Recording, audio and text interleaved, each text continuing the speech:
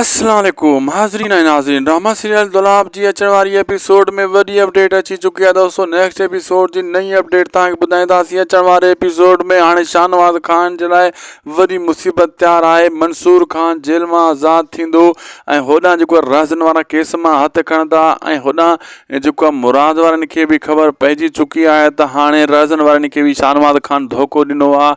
शाहनवाज़ ख़ान कंहिंजो बि सॼण नाहे ऐं हाणे मुराद वारा बि जेको आहे ढराप कंदा तक न कंदा राज़न वारनि सां।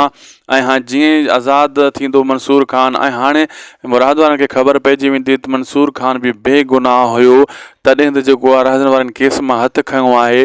पोइ मुराद वारा बि शर्मिंदा थींदा मंसूर ख़ान जे अॻियां। अहिड़े हिसाब सां मंसूर ख़ान इन ॿिन्ही धुरनि खे ठाह करण जी कोशिशि कंदो, राज़ी करण जी इन ॿिन्ही धुरनि खे कोशिशि कंदो। अचण वारा एपिसोड ज़बरदस्त सनसनीखेज़ ऐं दिलचस्प थियण वारा आहिनि ऐं इन्हनि में तव्हां ॾिसो शाहनवाज़ ख़ान हाणे परेशान थींदो त मंसूर ख़ान जेल खां ॿाहिरि अची वियो आहे। हाणे मुंहिंजे लाइ का ख़ैर जी ख़बर नाहे, मूं ग़लति कयो, जेको कुझु कयो मूं सही न कयो हुयो। शाहनवाज़ ख़ान इन्ही ॻाल्हियुनि खे सोचे सोचे परेशान थींदो।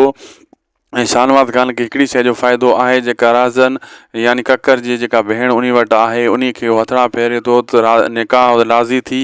हू इहा ॻाल्हि कंदी त जेको आहे तलाक थिए पहिरियां मुंहिंजी पोइ मां सोचींदुसि, यानी उहो ट्रिक खेॾे थी, न तलाक थींदी न हिन सां मां निकाह कंदुसि, निकाह जे मथां निकाह न कंदुसि। अहिड़े हिसाब सां वरी गेम खेॾे थी।